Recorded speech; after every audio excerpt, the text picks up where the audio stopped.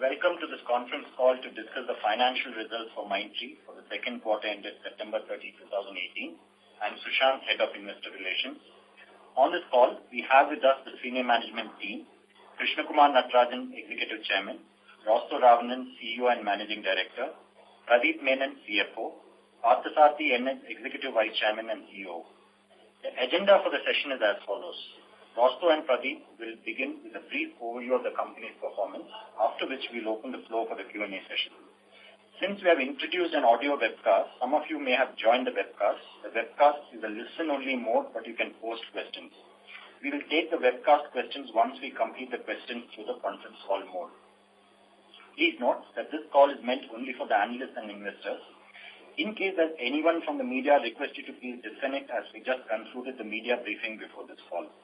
Before I hand over, let me begin with the safe harbor statements. During the course of the call, we could make forward-looking statements. These statements are considering the environment we see as of today and obviously carry a risk in terms of uncertainty, because of which the actual results could be different. We do not undertake to update those statements periodically. I now pass it on to Rausto.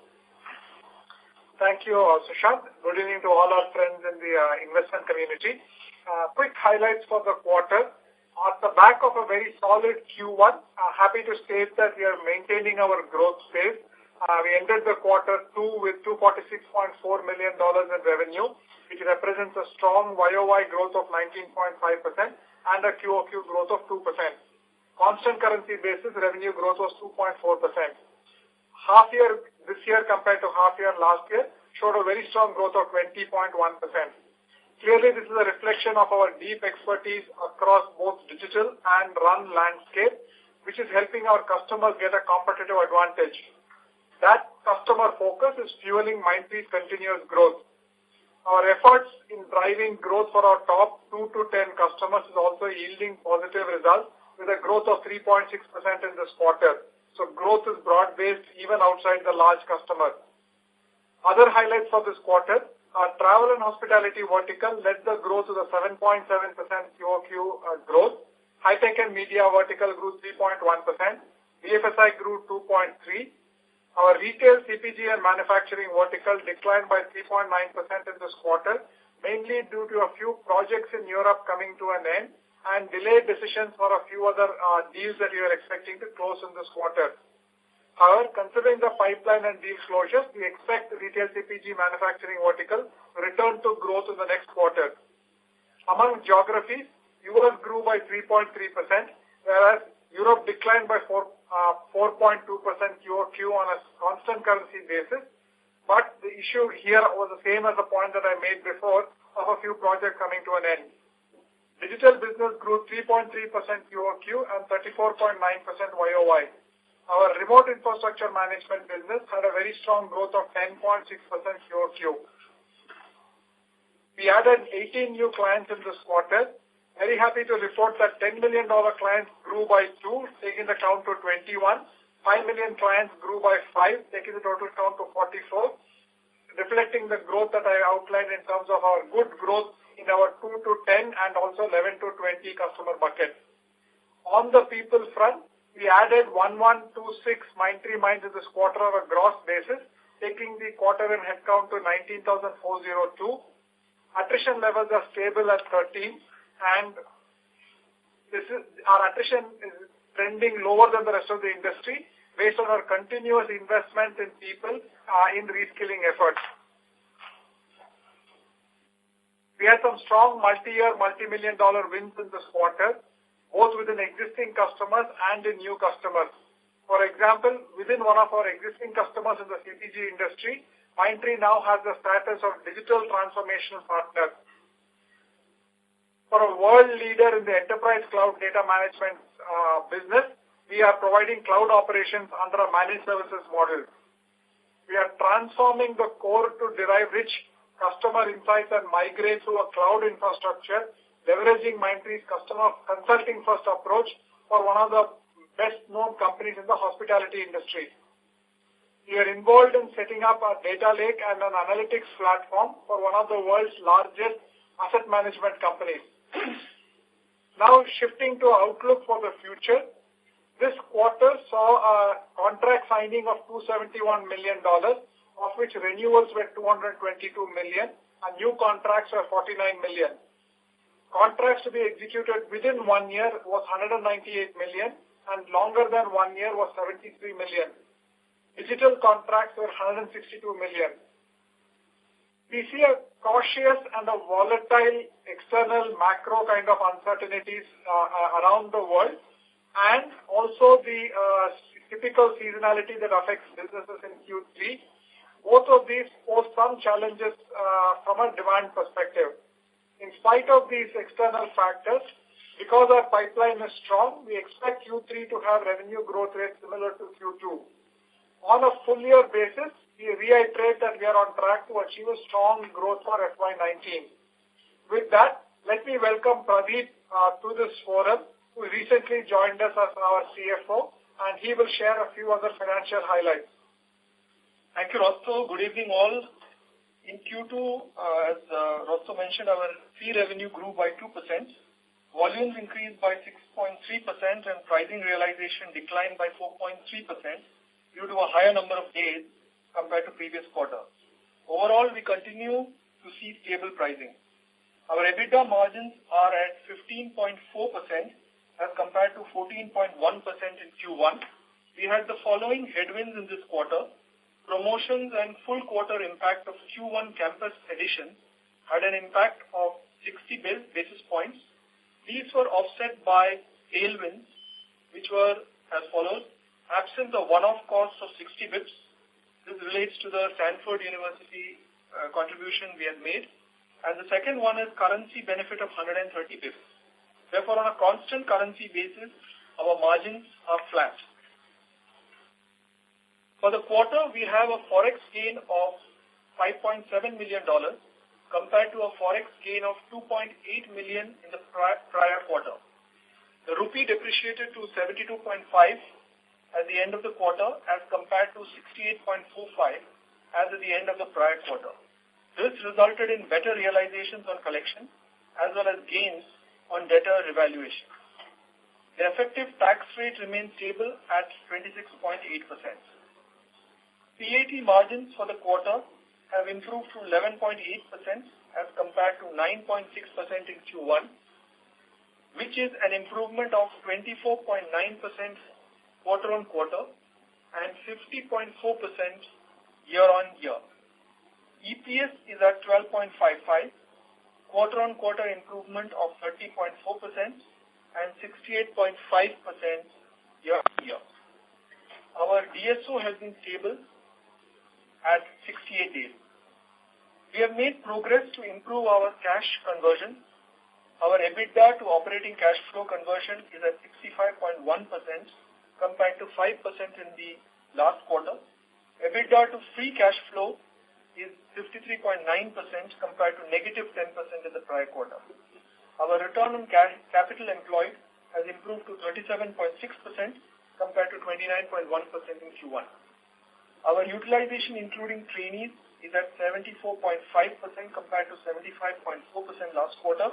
The slightly lower utilization is because of our continuous capacity creation for certain specialized areas in digital. Utilization, excluding trainees, is at 76.5% compared to 76.3% last quarter. In terms of hedges, at the end of the quarter, we have hedges of $49 million at an average rate of 71.64. This includes hedges of Euro INR of 1.5 million at 83.73 and Pound INR hedges 1 million at 92.62. These hedges are on a rolling 3-month basis and expire in Q3. The Board of Directors at its meeting held today have recommended an interim dividend of 30%, rupees 3 per equity share on par value, rupees 10 each.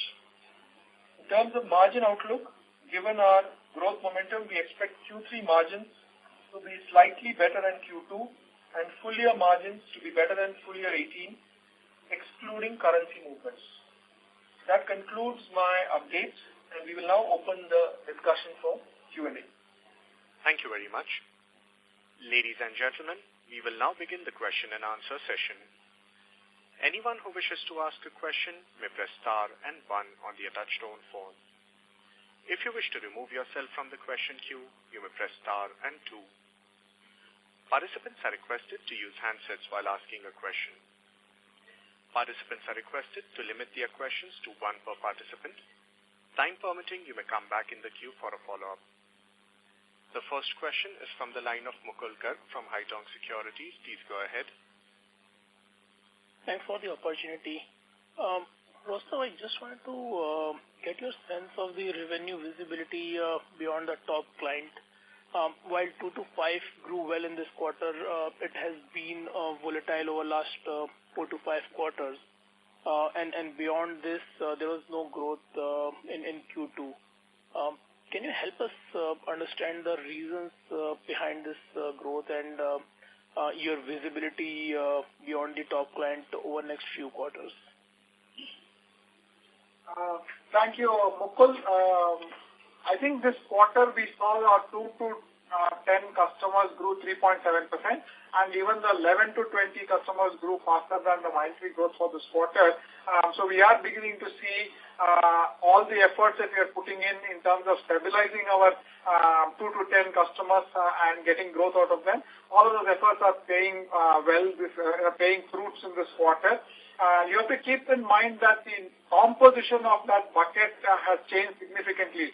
So those customers who are currently in our 2 to 10 customer bucket, I think there's a high degree of confidence, a good amount of visibility in a majority of those accounts. There's probably only one account where we potentially could have some continuing challenges, but the remaining customers, there's a high degree of confidence in terms of visibility and in terms of growth potential within those accounts, which is the picture that we have at the moment.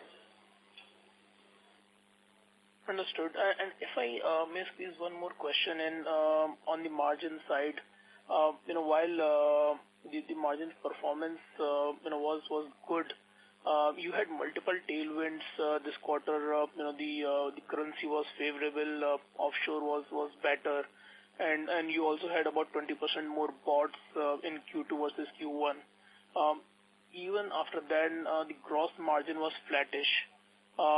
So can you help us understand the pulls and pushes behind that? Is it investment, lower pricing, or any renegotiation of contract with customers? There was no headwind in terms of renegotiation with customers or pricing or anything of that front at the moment. All the benefits that came from currency have flown through to the bottom line. Other than that, the gross margin was flat, mainly because there is continuous amount of people addition that we are seeing as a opportunity for MindTree to attract world-class talent. In this quarter, you saw we have added 6,126 net gross addition in this quarter, and the full quarter impact of the people that we added last quarter. Last quarter also had more than 1,200 overall additions in Q1. Those came during the course of the quarter, whereas this quarter we had the full impact of that addition. So the continuous investment we are making, leveraging our brand, leveraging our efforts, adding people. So that was the impact at the gross margin level. Other than a smaller impact was that there's a large round of promotions, etc., which happened in this quarter, but that was a relatively smaller, smaller impact. Understood. I'll get back into the queue. Best of luck for the rest of the year. Thank you. Thank you.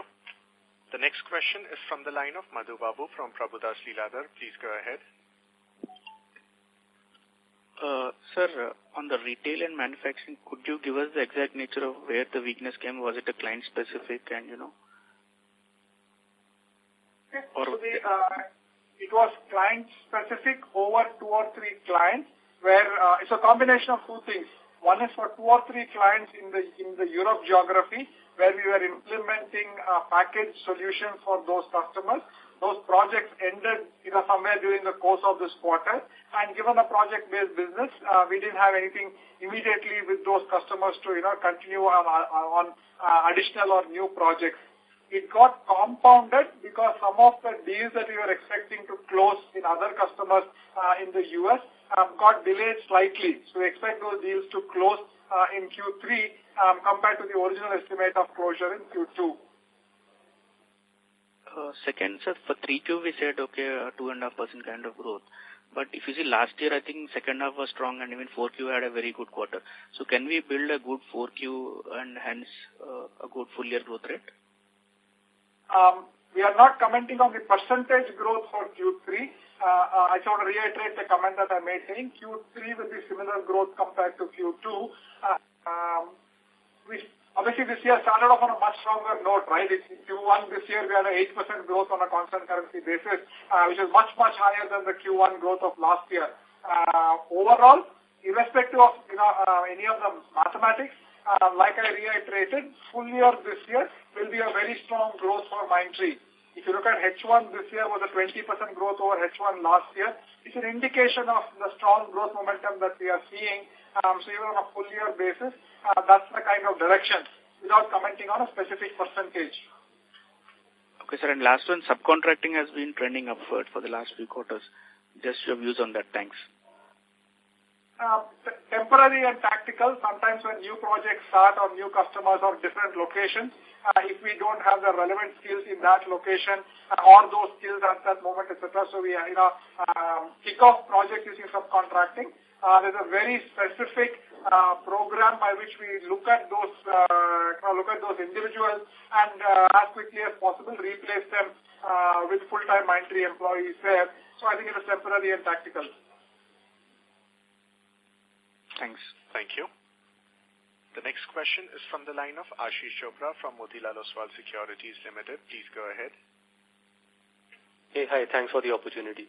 Firstly, Rostov, I just wanted to check with you on your comments on the macro and the fact that the growth in the first half has been very strong, so mathematically this should be a good year.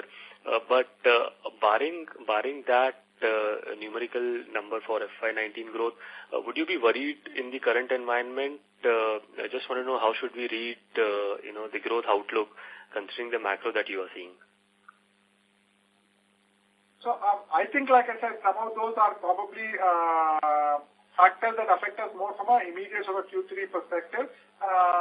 Don't have any sense or any comments from customers that are to see whether it is going to be a longer-term issue or anything like that. So that comment was relatively more around saying that plus the seasonality are the headwinds that we see immediately for Q3. Don't have enough of a data point or enough of a read on the market to say that it's going to be a longer-term basis. Barring, like I said, or having said that, I think the continuing to get very strong, very positive momentum from customers. Our message to the market is resonating very well. Feedback from customers, etc., is extremely positive.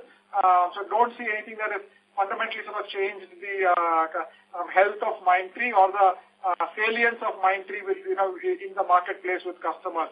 It is also borne by the fact that we are continuously winning very strong recognition from the industry analyst community. For many of our practices, we are ranked as the leader or a very strong challenger across our entire portfolio.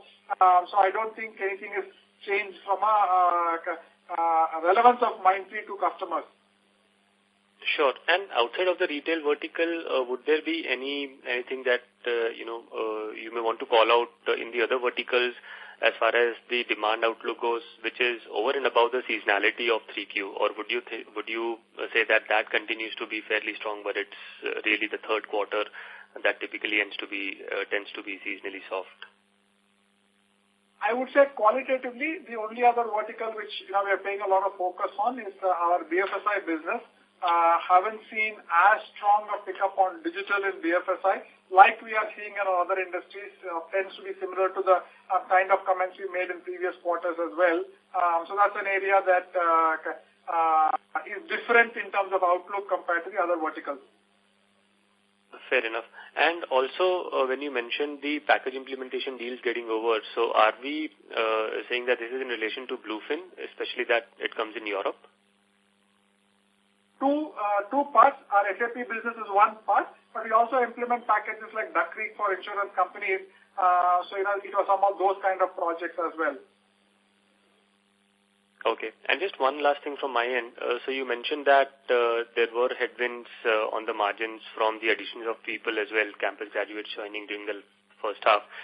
So in terms of the expectation of a slightly better margin in the second half or in the third quarter, should we expect the gross margin also to pick up, or because in this quarter, I think it was mainly driven by SG&A, or should we expect the trend to be a mix of both?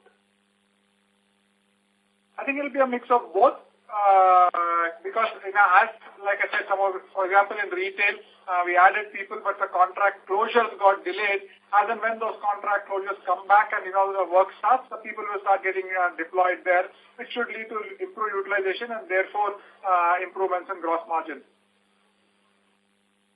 Okay. That's it from my side. I'll come back later if I've got any more questions. Thanks. Thank you. Participants are requested to limit their questions to one per participant. Time permitting, you may come back in the queue for a follow-up. The next question is from the line of Surendra Goyal from Citigroup. Please go ahead. Yeah, hi. Thanks for the opportunity. Just one question here. Has the quarter been weaker compared to what you anticipated at the start of the quarter? I'm just trying to understand if anything changed during the course of the quarter. Not materially. At the end of the day, for example, every quarter you close a deal and some deals, you lose, some get deferred, etc. No material change during the quarter compared to the perspective we had in the beginning of the quarter. Okay, sure. Thanks. Thank you. The next question is from the line of Dipesh Mehta from SBI Cap Securities. Please go ahead. Yes, just your perspective on two verticals about the travel. I think for last few quarters we have seen significant traction in travel. So can you provide what is driving growth there and sustainability of the trajectory of growth? And second, on BFSI, partly you alluded, but I think still BFS, if you can provide some more detail. BFSI, we continue to see softness as compared to some of the peers, now seeing some early signs of recovery, and they have reported decent trajectory of growth. So if you can provide some colors, how we are expecting growth outlook there. And second question is on the margin side. At the beginning of year, I think we indicated in constant currency margin to expand. But if, let's say, one look at it, the EBITDA margin, last year we were somewhere around 13.5 to 14, somewhere in between 13.6 to be precise. In CC, H1 seems to be around 14% odd. And your commentary indicate even in Q3 margin to be slightly higher than Q2, but not materially. And so in CC it seems to be more or less same. So if you can provide some clarification there. Thanks. I'll take the question of the revenues and I'll add Pradeep. I'll invite Pradeep to make the comments on the margin. On the revenue, especially on travel, it's driven by a few trends. One, it's an area where we have an enormous amount of depth of domain knowledge, especially around both airlines as well as the hospitality sector. There's a really, really powerful, credible story that we have, and that's led to a lot of wins. For example, a few quarters back, we announced that a large, iconic American airline had chosen MindTree to be their exclusive testing partner. As of today, that's the largest deal in the history of MindTree. Very strong deal wins like that is one of the reasons for growth. By and large, we see the travel and hospitality industry doing some of the most cutting-edge research, most cutting-edge work on personalization and many trends like that around digital. And not just from a domain point of view, but also from a technology point of view. That's another reason why it's in our absolute sweet spot. Therefore, being able to win very, very innovative, very path-breaking, first in the world kind of work within that industry. It falls in our sweet spot, and that's another reason for us to get good growth in that sector. Because I don't want to comment on guidance, maybe we don't give guidance for the future, don't want to comment on future for that vertical. But broadly, I would say, very happy with the progress we are making and continue to see a good future for that, a good momentum in that business. Coming to BFSI, within our portfolio, we see a somewhat of a mixed picture. The majority of the kind of things that are in our pipeline, both with existing customers and new customers, typically tend to be more in the run the business kind of areas for our customers, which comes with its own, pros and cons. We are not seeing within our portfolio that much of adoption of digital within our BFSI clients. So that's why we see a slightly different outlook for our BFSI business compared to the comments that you heard from our peers in the industry over the last few days and weeks. With that, I'll hand it over to Pradeep for his comments on the margin question. Yeah, so I think the margin drivers are primarily three. If you look at revenue as a driver of the margin, the second is the way we leverage the pyramid, and that will be the second way of handling it. And the third one would be efficiencies in the systems, including some of the numbers we've called out in terms of bots and so on and so forth, where we improve the delivery mechanism through the projects that we deliver. So I think these are the three broad areas that we see, and we continue to, of course, look at our SG&A costs and optimization within that space. So if you look at H1 last year EBITDA versus H1 this year EBITDA, there has been a very good growth, even ex of currency. So some of the factors that Pradeep outlined just now are beginning to play in. And like I said, confident that we'll be able to make incremental progress on this even during the course of the year, in the remainder of this year. Yes, sir. Just want to, because I think my question was broadly on, because let's say 13.5 what we delivered last year, it seems 9 months also likely to be more or less same. At the beginning, we anticipated it to be better than last year. So any incremental investment where we might have made, or any other comment if you can try to corroborate kind of thing. No, nothing specific other than, like I said, in the beginning of the year, we made those commitments to academic institutions, etc. Nothing else at the moment, other than people additions, both in Q1 and in Q2, like we reported strong people additions, much higher than the kind of people additions we made in the same quarters last year. We also have to wait and see how Q4 pans out. So let's see. But overall, full year basis, we will have higher margins compared to last year. Sure. Thank you. Thank you. Before we take the next question, we would like to remind participants that you may press star and 1 to ask a question. The next question is from the line of Sandeep Shah from CGS-CIMB Securities. Please go ahead. Yeah, thanks for the opportunity. Just first question, Rosto, is on the top client. Generally, I think in the second half of the calendar year, it gets renewed. So what is your experience in terms of both volume growth as well as pricing stability in that account? Typically, in that particular customer, the contract renewals usually happen in our fiscal Q1 because the customer follows a July to June financial cycle. But nonetheless, we continue to see very good, brand equity for MindTree in the customer, very good relationships, very good traction within the customer in terms of delivery, quality, etc. So we're likely to get a little bit more growth even during the course of this year. But the bulk of the contract renewals are typically in our calendar, our fiscal Q1. Okay. Pricing has been stable to, I would say, maybe marginally improving. Don't see a pricing pressure within the large customers. Okay. And second, looking at the currency benefit, which every vendor is now getting benefited out of the same, do you see incrementally there is a more competitive intensity in terms of the market, either from the client side or from the vendor side? Are you seeing the same? Our business has always been highly competitive. I would say maybe 80-90% of our business is always one against competition. Relatively only a small portion of our business comes directly to us on a sole source basis. Haven't seen any change in the competitive behavior because of currency. Okay. And just last question in terms of pricing, I didn't understand why it has led to a sharp decline, because last year as well there could be a seasonality impact, but the pricing did not decline in this fashion. So what is the reason for this kind of a pricing decline? Broadly, I would say a proportion of fixed price contracts is going up, So when there is a higher number of billing days with broadly, similar sort of revenue trajectory, that leads to a fall. So the issue, I would just correct it to say it is not a pricing decline, but more a realized rates decline. Okay. Thanks and all the best. Thank you.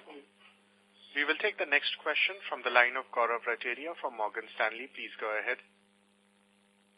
Hey, Rosto, just a question on the macro environment. You talked about delays. If you could highlight, it is specific to just a few clients and one vertical in the US geography, or is it more broad-based? And is it leading to kind of elongated decision cycle, which means that pipeline might remain strong, but the closures may take longer?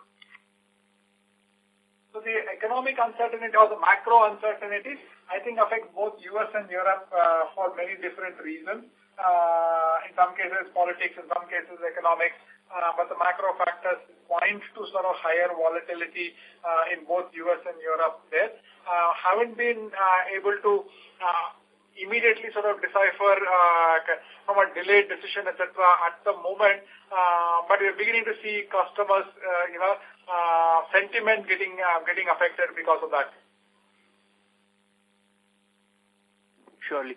In terms of vertical outlook, based on the deals you have already closed, where do you think the traction will be there in the 2H from revenue growth perspective? I would say reasonably even. I mean, obviously, at any point of time, one vertical will do slightly better than another vertical. But at this point of time, I think there's reasonably even sort of growth across all three: travel, hospitality, high tech, and retail CPG manufacturing. BFSI is probably the area where we potentially could have some softness. Thank you. Thank you. A reminder to the participants, anyone who wishes to ask a question may please press star and 1 at this time.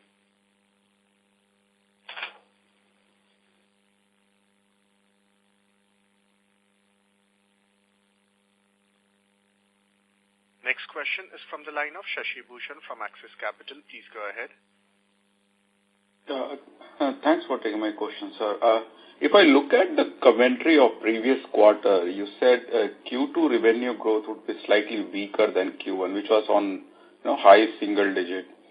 However, the growth in this quarter is significantly weaker, I would say, compared to 7-8% what we delivered last quarter. 2.4% is quite knockdown in terms of quarter-on-quarter growth. Now, my question is, you cited the reason that the project closure or which happened in retail CPG resulted in this, and there was some delay in deal wins which got pushed to Q3. Now, if my understanding is correct, normally when the deal win happens, the ramp up of those deal wins are, in the next quarter.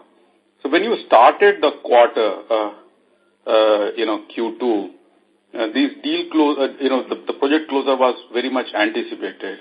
So where exactly that disappointment, the 5% knockdown from the previous quarter, 5% plus knockdown from the previous quarter growth actually came?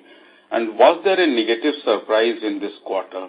Because, when we met during the analyst meet, the commentary was quite upbeat. And what we see, what we are hearing today in the conference call that, there is a little bit of caution, at least for the next quarter.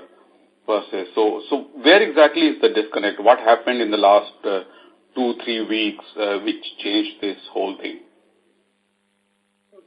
So there are multiple questions within that question, and let me see if I can cover all of them.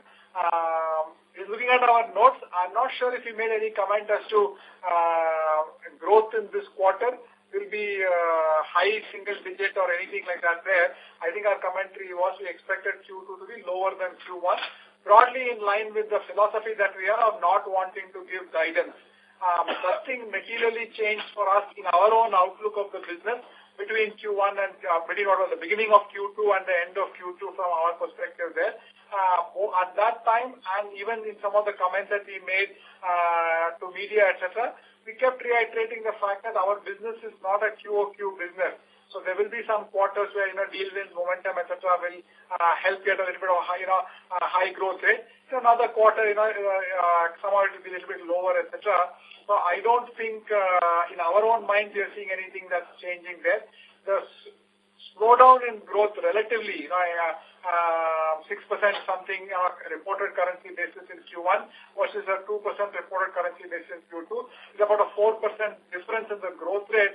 But part of it is also because Q1 was such a strong growth. And therefore, if we see where we are, last 4 quarters, for example, growth has been in the 3, 4, 5.5, 6%, etc. So compared to that, overall within the quarters, we are still maintaining a strong growth rate. So don't see anything materially that changed us where we are. The commentary on Q3 was probably the only thing that's relatively new. Some of the recent feedback from customers is showing more of a, concern over the volatility. So that's what we are sharing with you with respect to Q3. So is this just, the early discussion with your client for Q3, is this just a one-quarter phenomenon? Do you think that it can get spilled over to Q4 as well? Or is there any project closure which might get spill over in Q3 and that's why we are citing a little bit of caution or uncertainty because of that? Actually, frankly, don't have an answer to tell because customers are saying that some of this is changing, or we are sensing a change in the customer sentiment because of that. But nonetheless, we also said growth in Q3 will be similar to the growth in Q2. So it's not as though we are expecting, a big change in the growth momentum, etc. So therefore, if you look at it again, if I go back to the point that I made before, H1 this year compared to H1 last year is a very strong growth of 20%. So you have to keep in mind that in a business that we measure more on a full year over full year kind of a basis, we are still executing to the kind of vision that we had and the kind of commentary that we shared. So, and in terms of deal pipeline and deal closure, last quarter was decent. This quarter is a little bit soft and something got pushed out. So qualitatively speaking, if I look at the deal pipeline when you enter Q3 compared to, say, 6 months back, has it improved or is it more or less the same?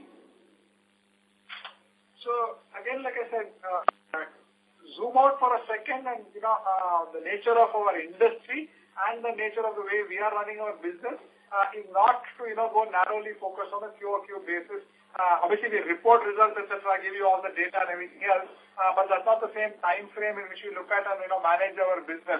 If you look at Q2 last year and Q2 this year, Q2 last year we had a deal contract signing of 207 million, and that is 271 million in this quarter. So it's a big jump in contract wins there. So from a quarter-to-quarter basis, sometimes, for example, one quarter, one deal closes. In the next quarter, it gets pushed a little bit. So there will be a little bit of, pros and cons that happen from a quarter-to-quarter perspective. But overall, I think, our,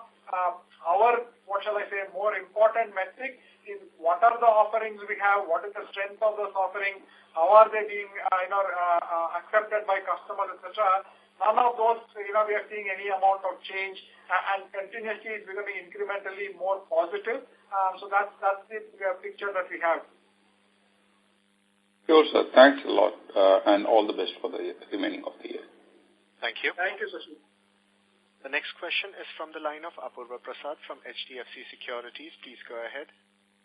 Hi, thanks for taking my question. So while the top account continues to do very well, what are your thoughts in terms of, from a medium-term perspective, in terms of de-risking the client portfolio? Continues to be a priority where we will do obviously everything we can to get growth across all parts of our portfolio.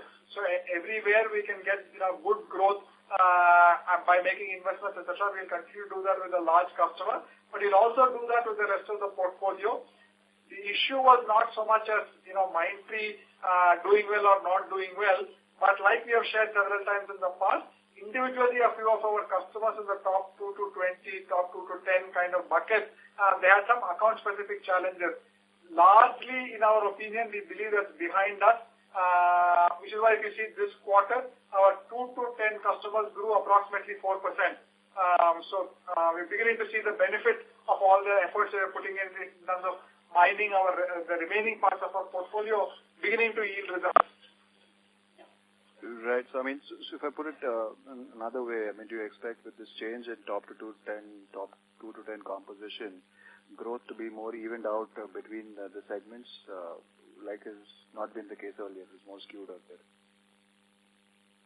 That is correct. So that's our own sort of sense of the situation as well. Right. And if you can talk about how different would the margins be for the digital side of the business versus what it was a year back? Stable. No change in the margin profile of the digital business last year compared to this year.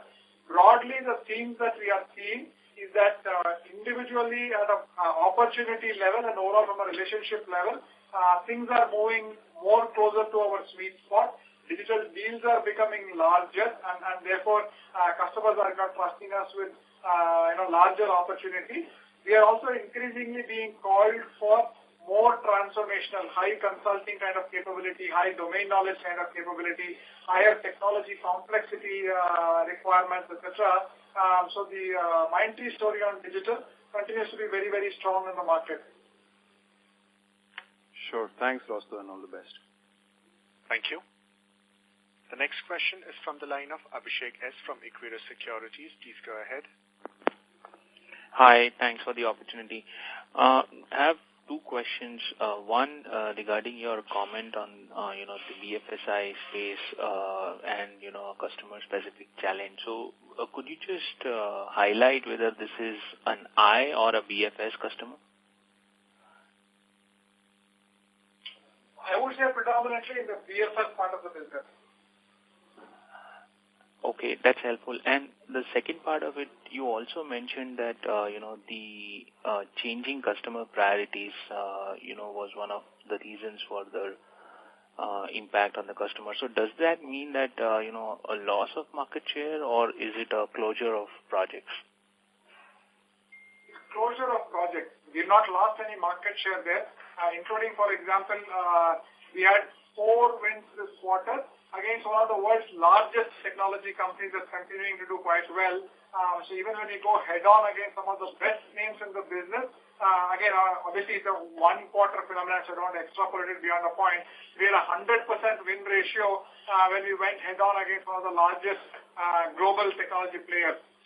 So we don't see this as an erosion of market share problem at the moment.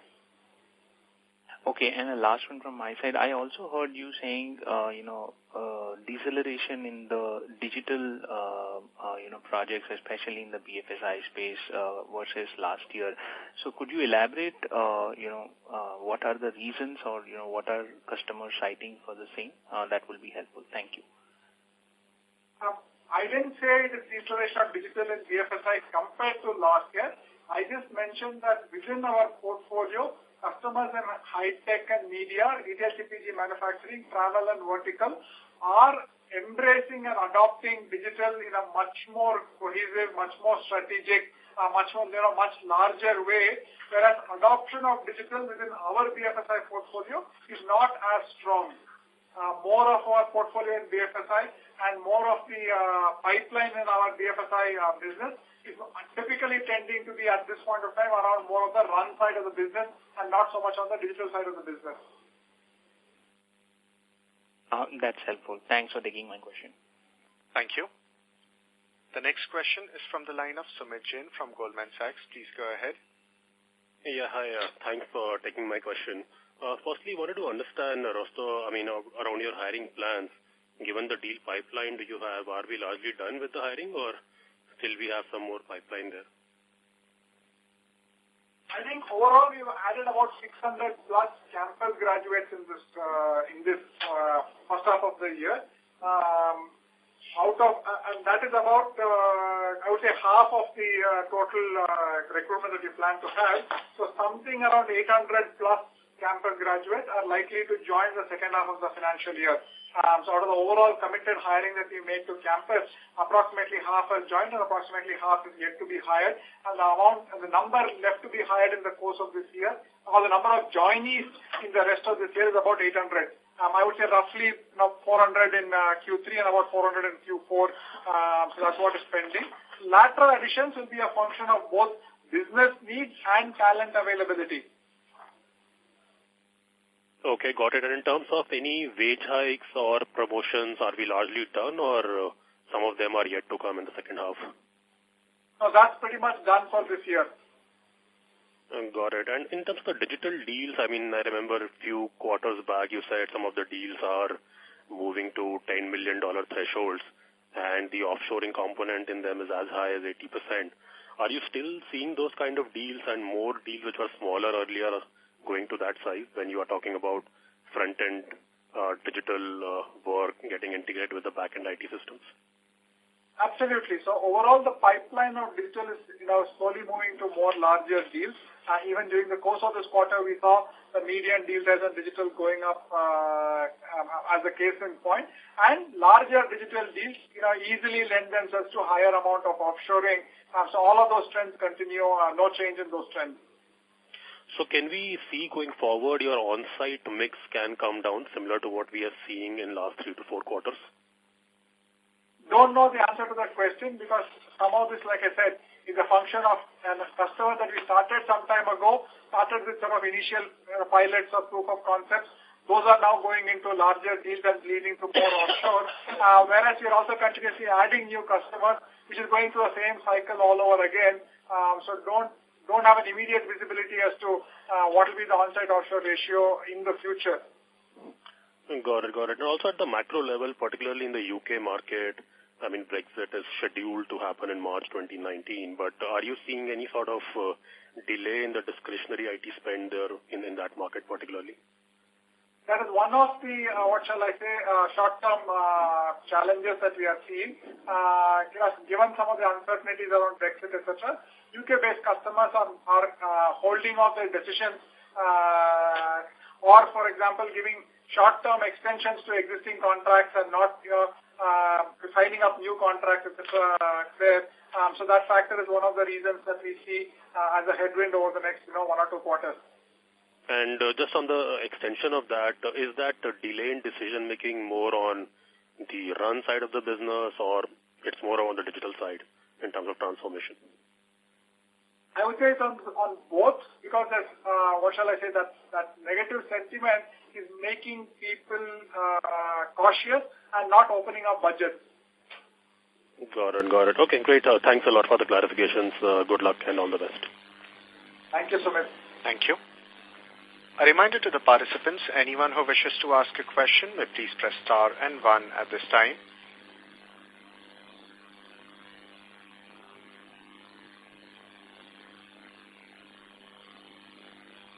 Participants, to ask a question, you may press star and 1.